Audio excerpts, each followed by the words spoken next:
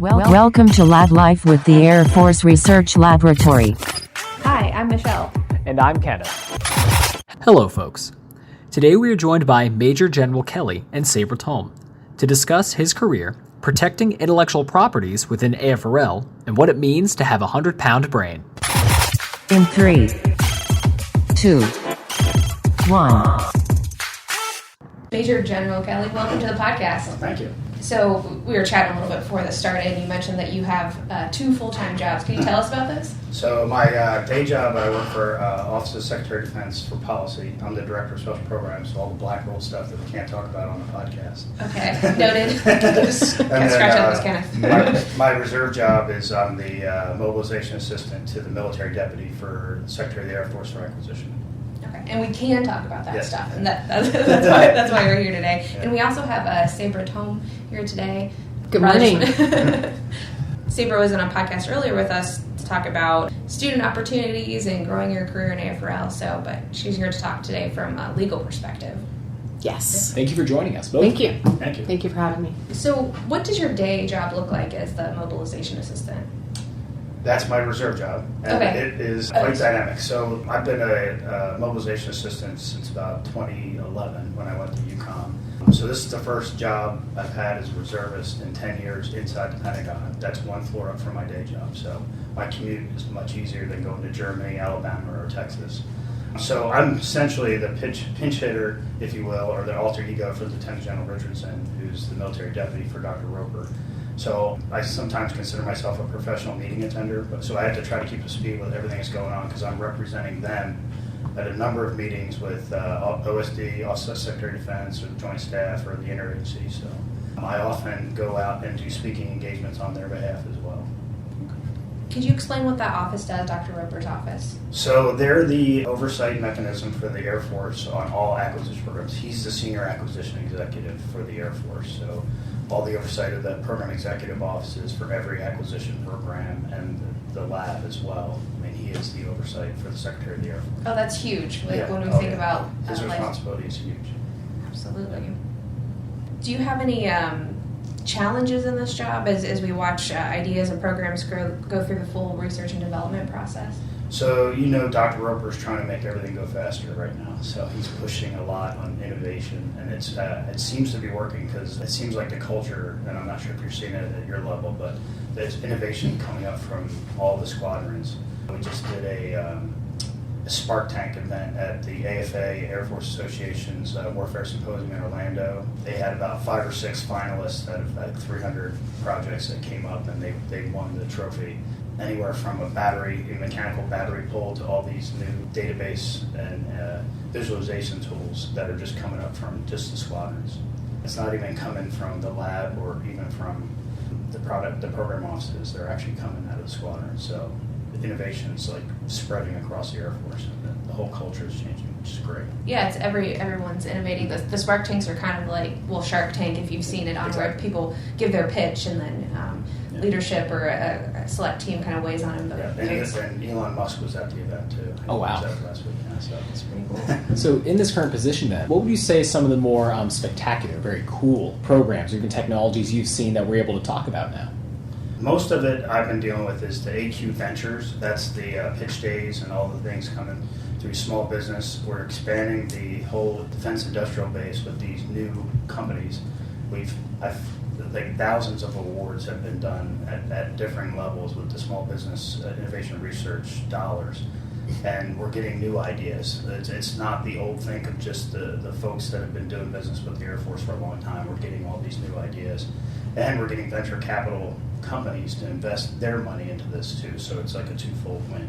Okay, so that's the venture part of Yeah. So we have venture capitalists actually putting their money into these. When they see some new idea and they see something that could potentially grow, they're putting their money in that, investing in it. Wow. So is the thought there then that this helps the Air Force, but Absolutely. it can also help this independent industry because of this Exactly. innovation? Because so much of what we do, things that have developed in the lab are now part of everybody's everyday life. Exactly. And so there's a lot of barriers to entry to try to get into our industrial base, so we're trying to open that up. And they're letting contracts within 15 minutes and swiping a credit card and putting money in their account right away. So that's how fast these are happening. It's a little different than in Absolutely. the past. Yeah. It's changing the whole paradigm. Yeah. Important to the small business too, so they can Absolutely. get moving and they don't have to wait. Yeah. And they're actually going to get, it's not just going to be the studies and analysis piece, they're actually going to be able to bend metal too. They're actually going to provide products to the Air Force. It's not just studies. It's great. That's awesome. Yeah, they're really speeding up the process, which is important for our innovative systems. That makes sense. Yeah. And to quantify that, in your position and others around you, how many of these, you mentioned you go to a lot of events, see a lot of these programs, like how much do you think you see on average, even in a month? Do you have to kind of vet, look through, and help the Air Force? I did 2 pitch days. I did one for the F-35. Think about that. That blows my mind that you actually do it. You're bringing in new companies to work in the F-35. That's something I would have never thought we were going to do. And I did one for the Rapid Sustainment Office out in San Francisco, downtown San Francisco, where we brought in all these new ideas. It's just, I think it's opening up the aperture. And so it's not, and they're getting even the F-35 to think differently about how they're actually enact or operate the aircraft. And they're bringing in different operating systems. A lot of the software now is in Kessel Run. I think you guys have heard of Kessel Run up in Cambridge. I didn't realize there's 700 people up there. And there's my friend of mine, Brian Bieszkowski, he's a reservist. He's a colonel. He's going to be running it in the fall. So we'll have a reservist running that operation. Well, that's amazing. And a lot of people don't realize how big these teams are around the nation. They hear small business, but you got to think they have brilliant people. Yeah, like you said, almost 700 ready for the project. They're doing DevSecOps, all that sort of software. All the Alice program that was under F-35 is now being done up at Kessel Run. Okay. Could you explain Kessel Run to our listeners? So basically, it's software on steroids. Okay. They've brought in a lot of folks that have commercial software experience, and they're trying to push that into the DoD, not just the Boeing, Lockheed, Northrop's actually hiring their own software. We're trying to put it into a center of excellence up at Cambridge, where some of the smartest people in the world are. So we're really leveraging a lot of the commercial practices for that. That's great. Move faster that way. Absolutely. And a great Star Wars reference for those who have Like Mad Hatter, there's a bunch of them popping up around the country. And with the full R&D process, because you really see the full research and development almost from start to finish, like you mentioned, but a much faster acquisition rate than we have seen in the past. What are some of the snags that you see outside of kind of the expediency we see now that are we still kind of innovating and getting past? It seems to be the bureaucracy sometimes in the Pentagon. So with the new legislation we've had to push down to middle tier acquisitions, and we're pushing down even the program record, the milestone decision authority from Office of Secretary of Defense for Acquisition and Sustainment, Ms. Ellen Ward, they have pushed down that almost all the programs that are not major development programs, Category 1 and Category 1s, all of that has been pushed down to the Air Force to Will Roper, to the Secretary of the Air Force, who is in turn delegated to Will Roper, and he's trying to push even further down to the program executive officers. So getting rid of that layer of bureaucracy has been great, and pushing it down. Now that whole staff, they're wondering, what do they do now? So they're still trying to exercise that oversight, but how do we go about reporting to them without creating new products just for them? We're trying to just share amongst whatever the PEOs are using to oversee their programs, and just share that data with the OSD oversight mechanism. So we're still learning as we go, and there's still some old habits that we haven't broken yet. So just kind of loosening up that bureaucracy it's helping. You see it in spots, it's helping. And we have some challenges with some of the major programs, like the KC-46, trying to get the refueling piece of that. And Dr. Roper is currently the action officer on that. He has personally gone to all the prime and some of the vendors, and he's been here quite a bit to try to see how Boeing is going to fix some of those issues. It seems like we have a plan that looks like it's finally going to work. Well, that's great. Yeah, like you mentioned, it's a process, but it sounds like we're going not only the right direction, but going there quickly, which is awesome. So we're taking great steps forward. But taking a few steps back then, so how did you get to this point in your career? You've had, as we've seen and we've read, like you've done a lot in your career. So what led you to this point? So I started here. So I watched out of pilot training in 1988 at Laughlin Air Force Base. And a colonel named Don Tetmeyer called me when I was on casual status playing golf in Del Rio, Texas. And as a second lieutenant, you had a colonel call you, and he asked you to do something. You pretty much going to say yes. So he said, how about coming to work for me at Wright-Patterson? I said, okay. And then I had to hang up the phone. I said, where's Wright-Patterson? And I was like, oh, that's close to Delaware. I'm from Delaware. So I ended up here in the Human Resources Lab up at Building 190. It was a logistics and human factors division, and I worked in an office with 4 ladies and me as a second lieutenant, who I'm going to have lunch with today. So Wonderful, I get to yeah. see all them. And it was just great. I loved it. I worked for a guy, and then when Colonel Tetmeyer retired, Colonel Jim Clark came in as the new director, or I guess he was a commander. And he's one of those mentors that has just shaped my whole career. The quote was that I was always wondering why he's giving me so much work to do. He's like, if I want something done, I'll give it to somebody who's busy. So he gave me a lot of work. So, if you're busy, you're having fun. So, and the atmosphere in the lab is just so much fun. It was back then, and I know it is today. Oh, So, yeah. absolutely. It's when different. you get to have fun at work, it just makes it all that much better. Yeah. A lot of smart people and Yeah. fun too. A lot of sarcasm. The smarter you get people, the more sarcastic they are, I think. And that led to the whole foundation of, my views of the acquisition world and the laboratory. And I've stayed involved with the laboratory since then. I've been with the scientific advisory board that does the S&T reviews. So I've always had touches with the laboratory, so it's been great. Great. And with what your the mentor said, always giving work to stay busy, has that kind of helped you now? Like you said, you're juggling almost 2 jobs now, so that's helped you kind of keep on track with that? Yeah. I'm not going to know what to do with myself when I retire. If I only have one job, I'm really going to, I'll drive my wife crazy, I think. We can take up Spanish, maybe. Oh. We were talking about that earlier. Yeah, I should. Finally, I took it in high school. I tried to do it when my kids were in immersion program, and it's not sticking, because if you don't practice it, it just won't stick. Mm-hmm. So. Very true. And is that something you kind of recommend to either future airmen or airmen joining it now? Just saying, hey, if you find an idea or an organization you like, just throw yourself in there. Absolutely. Immerse. Yeah. And I always tell people, if you're not having fun, go do something else. And with the lab, I've always found, and most of the people I've ever talked to love it in the lab. I've been to all the directorates, and I've seen that everywhere.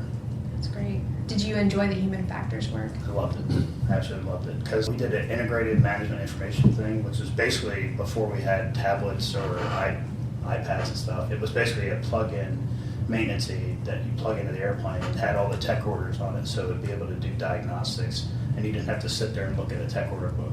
So that was at the edge of making everything go digital. So all those tech orders were digitized and put into this maintenance aid, and we're just trying to help the mechanics and the folks on the flight line make it easier to work on the airplane. So working with technology almost that ahead at the time, is that kind of giving you a better eye now for looking at future tech? That's what we need. This is where we should go. Exactly. That's exactly it. And I didn't realize at the time, I didn't know what human factors was. It's basically how you interface with technology. Mm-hmm. And if you don't do that, if somebody can't use it, the interface, and this is back before we had, I think my first Macintosh was when I was at the lab. I had a Mac CI. Hey, very cool. So, and I know the C-17 operating system was one of the first ones we ever did on Macintosh. I had no idea. Yeah. Oh my gosh, that's cool. Yeah, C-17 was just being built when I was here, and so was the F-22. So you get to see a lot of, outside of getting different human interface sections for that, do you watch a lot of the development of these aircraft? Absolutely, yeah. I got to watch, so General Fain was running the F-22 program here. It was called the Advanced Tactical Fighter back, and then so our lab was, we interfaced on that program all the time. Oh, that's so cool. So it was just watching the program be birthed, so to speak, here at Wright Pat was just, between that and the C-17, those were the 2 major programs going through here. Yeah, that's just so cool, especially seeing them flying now. You're like, I was part of that. That's a source of pride. That's really cool. Oh, yeah. Actually, I saw driving here, there was C-17 flying out. Yeah, we have our base here, Wright Pat. Yeah, we hear them all the time. That's cool. Yeah, there's so much of human factors that we just take for granted in our everyday thing, whether it's even the voice in our GPS might have been picked because that tone, or whether it's a male or female voice, we might be more likely to listen to it. It's crazy. It's everywhere. What's funny is I worked on the AIM-9 Sidewinder program, the air-to-air missile, and we were doing a new sort of digital upgrade to it so it would counter some countermeasures that were being used against it. We put it in operational test, and we got thrown that operational test because the tone wasn't the same tone that the pilots were hearing before we made the modification. Interesting. So just that little thing, we had to go back and make sure that it sounded just like because that had a distinct reaction for them. If they heard a tone, the enemy aircraft would pop off flares, and if it gave it a certain tone, you wouldn't pickle the missile, so to speak. So there were all these really intricate things that were done, and if they didn't have that specific tone, so we had to recreate that in the digital world. It was an analog system, we were trying to recreate it in digital. So Wow. it was really interesting. That's comprehensive, yeah. And you wouldn't think about that. I mean, No. spur of the moment, you need to make sure they are on point and nothing's distracting them. So, And when they came even back one and told us, they tone. were like, really? It's that different? And when you listen to them, yeah, they were. And That's so yeah, cool. So, yeah, you got to listen to the pilots. The operators are always going to be right with them. So in that position, then, I imagine you had a lot of chances, you and your team, to speak with pilots directly, or is this feedback you get? Yep. And they were all, most of them were test pilots. And Okay. Like, wait, when you listen to this tone, and listen to that one, it's a different tone. So you have Wow. to make it just like the old ones. Yeah, because if not, then you have to. Yeah. I mean, And there would be years of conditioning and Yeah. retraining these And it pilots to wasn't easy. understand it. It was really interesting how we had to do that. Wow. So with all this technology you've been working with more recently, where do you see the Air Force heading here, even going into 2030? Like, how do you see us either changing in terms of either human integration, technology? So Dr. Roper, if you saw his speeches at AFA in National Harbor and the one just in Orlando, he talks about digital engineering, getting things down to a 3D model and being able to design it down to that level. So if you have a digital model and you're able to, you can digitize the whole manufacturing process down to the jig and the person and how you interface. You cut down the number of parts that you're building, consolidate some of those things, 3D print them and all that. By the time you go to build the final assembly, it's like building your 100th unit because you have that much knowledge on how everything's going to fit with a digital model. That's just going to revolutionize how people make airplanes, make weapons, you name it. He's looking towards the digital century series and how we're going to build a new aircraft. You're no longer going to be a prisoner to the platform where you can just sit there and upgrade it and manipulate it, while it's sort of building a plane in the air. Absolutely, yeah. Cut down the time a lot. Absolutely. Time is money, and it'll, like 80% of the cost of any weapon system is in sustainment. So being able to sustain it and know when parts are going to fail and being able to have replacements, you can print them out in the field. You don't have to come through the whole supply chain.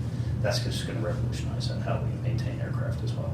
It's huge. Like, we've Yeah. talked to a few people beforehand about it, and the idea that you can even run tests, mock tests, in this Exactly, platform yeah. to make sure, like, this should Yeah. work. You're right. It'll save time, money, everything. Gas. You won't have to fly as many sorties. Yeah, for absolutely. Test flights, Yeah, that's, truly the future, which a lot of people aren't either aware of or a lot of industry people have been working on this, is just the populace. A lot of civilians have not heard it yet. If we're still using gas at that time. Very true. Yeah, who knows at this point?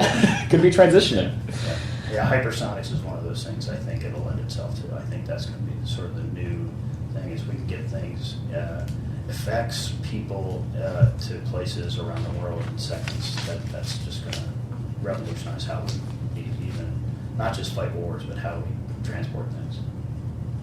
And along those lines as well, do you have a specific researcher or piece of technology like hypersonics or digital engineering that's really inspired you through your career? So, yeah, I got the pleasure of working with Burt Rutan from Scaled Composites. I'm not sure if he's the one that's built all the experimental aircraft and the Virgin Atlantic sort of series. I forget what the one, the space plane that won the X Prize for taking somebody to space. He was like one of these pioneers that he worked for the scientific advisory. He was one of our members back when I was a captain. And he used to bring, you know what Polaroid pictures are? I do. The instant I'm pictures. not sure Yeah. Ken does. Well, they're trended back too. Yeah, so it's trending again. Everything's They were old is new again. Yeah, they were high tech back then. So he used to bring these pictures to our meetings and just show them to us and all these experimental airplanes, like forward swept wings and all these things that he was working on. And that totally inspired me. And then he also was a small plane advocate and a general aviation guy. And we made a mistake of bringing him into the FAA and they're diametrically opposed. Because he's trying to do experimental and they're trying to control, the sort of safety and things like that. He was pushing the edge. So just working with all, get these senior scientists that work for the scientific advisory board, get to see how they act and how they review the lab programs and sort of how they're trying to help bring in some of that commercial and just provide that insight that they're 100-pound brain folks that so I got to see a lot of that. It's fascinating. That is absolutely fascinating, especially working with somebody that brilliant. Like, it's amazing, you're right, to see how that can be so opposed to what we're used to seeing in the Air Force, but how you need that sometimes to work together. Yeah, and folks like Elon Musk, I've met him several times. I was at SpaceX back when they were in one garage warehouse. Oh, wow. They really got big, yeah. I was That's working cool. for General Cartwright as the vice chairman, and we got to visit there, and it was really fascinating. So, I mean, stepping into that field real quick. So, what is it like working with Elon? Like, people read about him all the time. He's just online, absolutely brilliant, and he's always pushing the edge. He's trying to think outside the box. Him and Jeff Bezos, I mean, always thinking outside the box. And they were both trying to do new sort of space programs, and it was that whole business sector was locked down by Boeing, Lockheed, the big prime, and he decided he wanted to go outside of that. He hired a lot of the folks that were working there that felt frustrated, and he just built this new rocket, and it worked. He had a lot of successful failures. And that's what you need to do, but now it's another alternative to the launch sector, and it's really doing well. Yeah, look at him now. He proved that he could, build a whole new company around space flight. So we've been talking about, really smart people, 100-pound brains like Elon or Jeff Bezos, or own scientists and engineers even down at the squadron level. Our scientists and engineers have to do a lot of things. They have to be good at science and push the boundaries and be innovative. They have to be good communicators to talk about their science, but we also need them to be aware of things like intellectual property. Sabra, we asked you to join in too, because as our kind of a legal counsel at AFRL, you're kicking off some initiatives to help train our S&Es, our scientists and engineers, about protecting their ideas. Could you explain what IP is to us? Sure. So intellectual property is intangible creations of the human mind. So the most well-known types of IP are patents, trademarks, trade secrets, and copyrights. The Air Force Research Laboratory is developing an intellectual property onboarding training program with the University of Dayton School of Law under an education partnership agreement. The purpose of the training is to increase the general IP awareness and knowledge across AFRL. So AFRL has a cutting edge when it comes to understanding the business basics of intellectual property. For example, who and when AFRL researchers should partner and collaborate with in industry and academia. Additionally, this training will increase AFRL's knowledge base and understanding in the areas of technology transfer and commercialization. In other words, looking at that entire bench to business process. So, sir, what is your connection to the training? So the bottom line on protecting IP is we'll never be able to maintain our technological advantage over our adversaries, and if we keep giving our trade secrets away. Just like OPSEC and other ways we protect data or information, we got to be conscious of how we protect it. Either it's classified or unclassified, because the warfighter is depending on new capabilities, and if we keep giving it away, we're never going to have that advantage over our adversaries. So they're going to be just right there when we have the latest technology. They're going to get it right away, so we can never get separation. So, in your opinion, is intellectual property a buzzword, or does it have staying power? Should we care about creating and protecting intellectual property?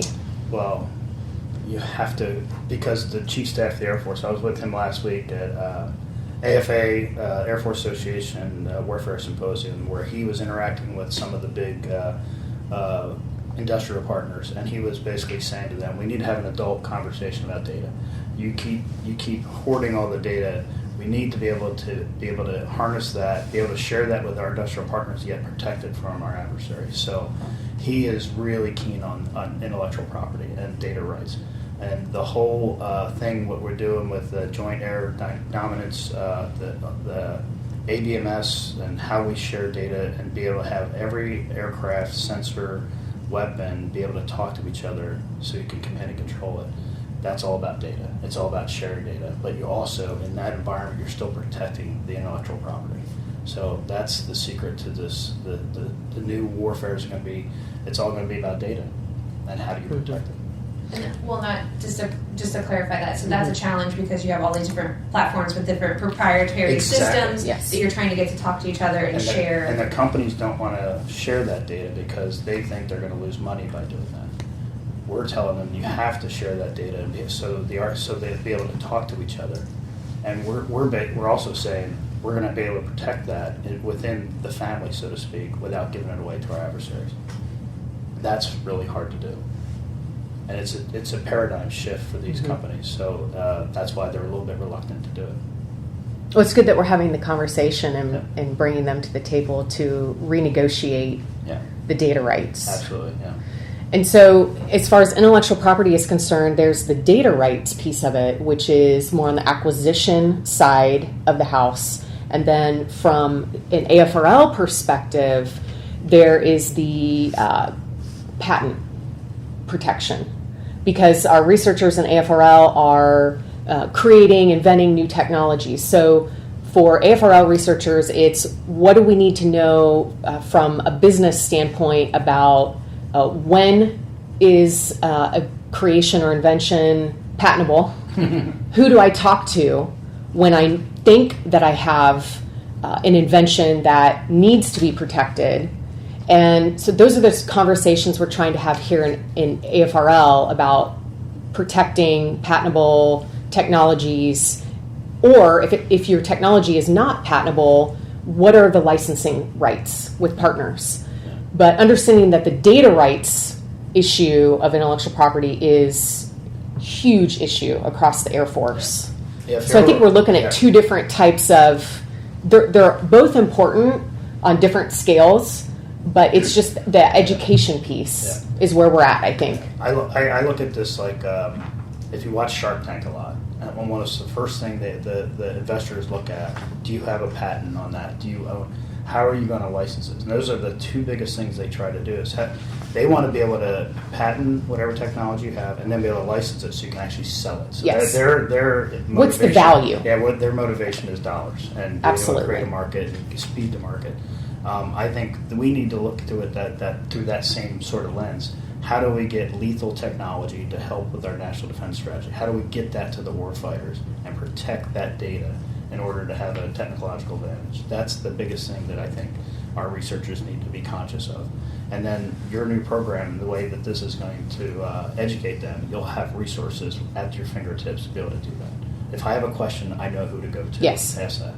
And then there's going to be a team of folks that are experts on how you harness that or how you package it into either a license or a patent. Yeah, so streamlining the process. Absolutely. Opening up channels of communication across AFRL and with our AFMC, Air Force Materiel Command, patent attorneys, and knowing who to talk, when our researchers should talk to, technology transfer specialists, the patent attorneys, the other lawyers like me.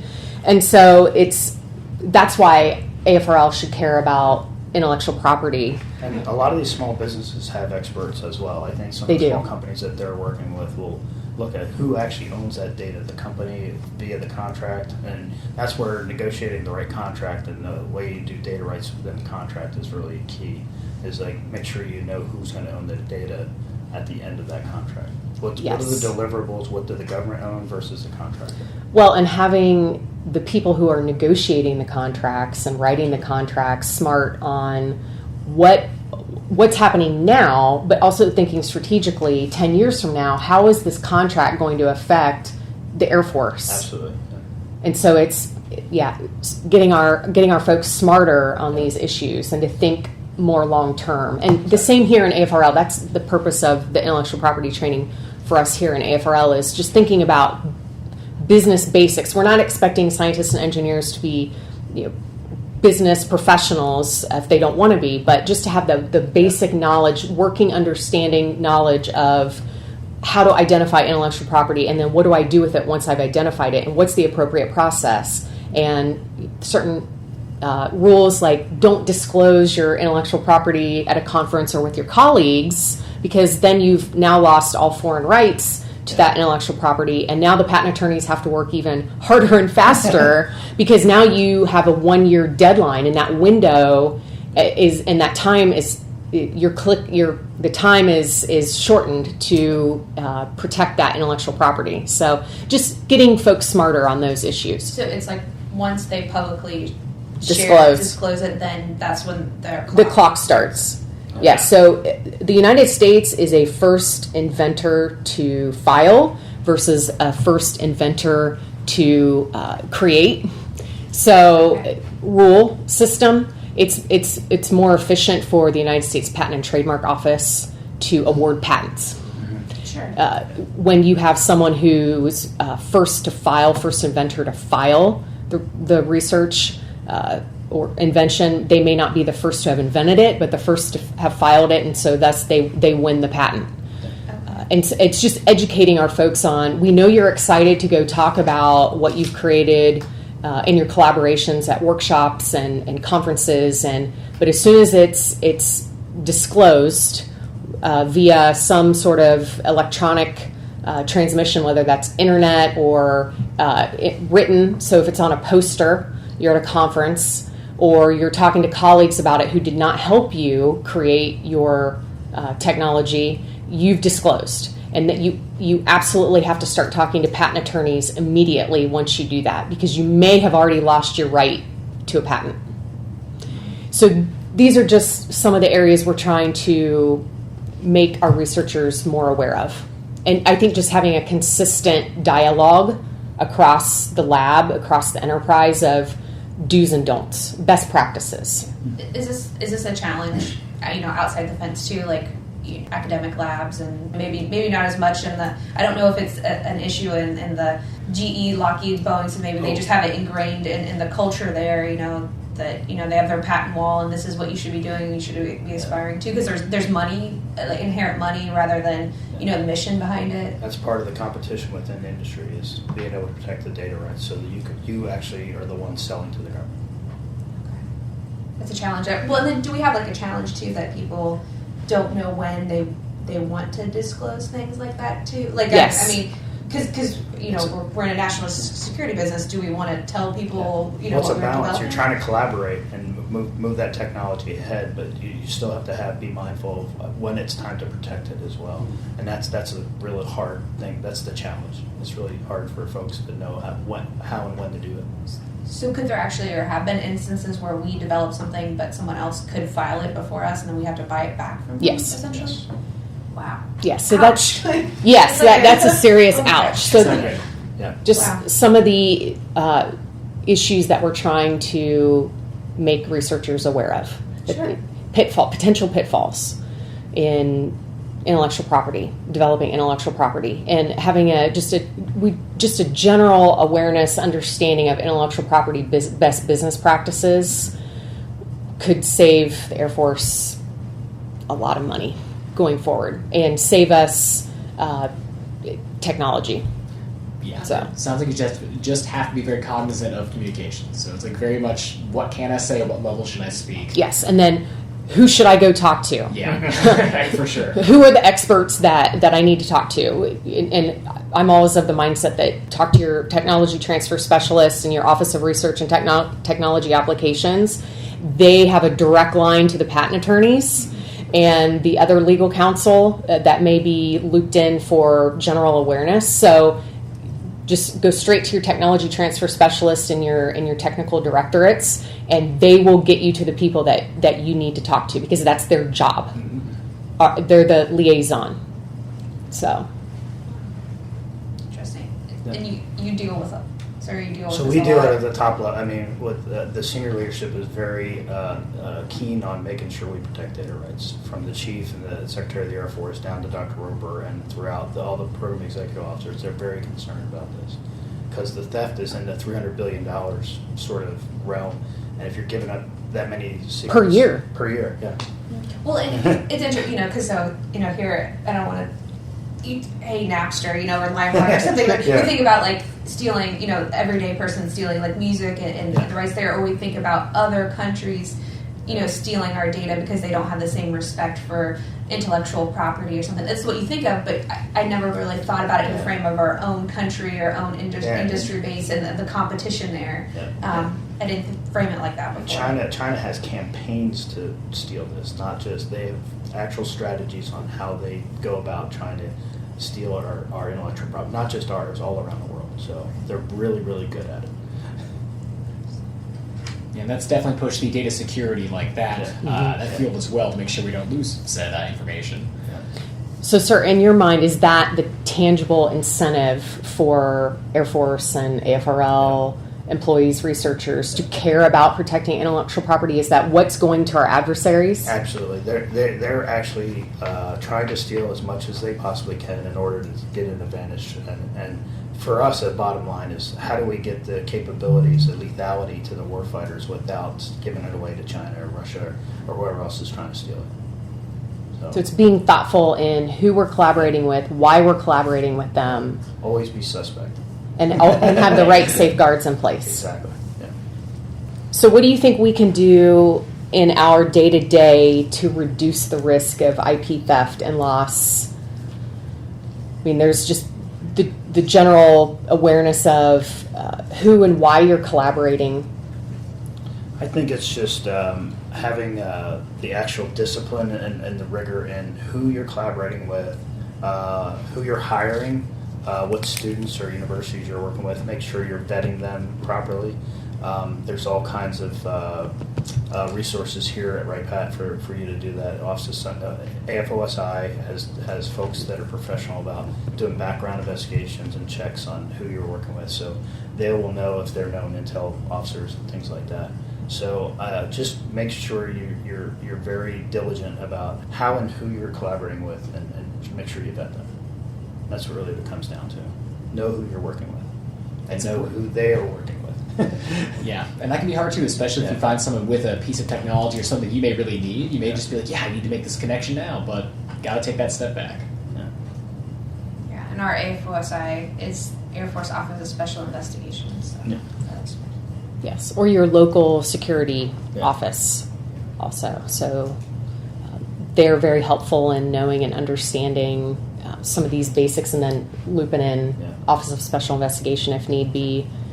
So in your foreign disclosure officer, we have one in AFRL, making them aware, bringing them into the conversation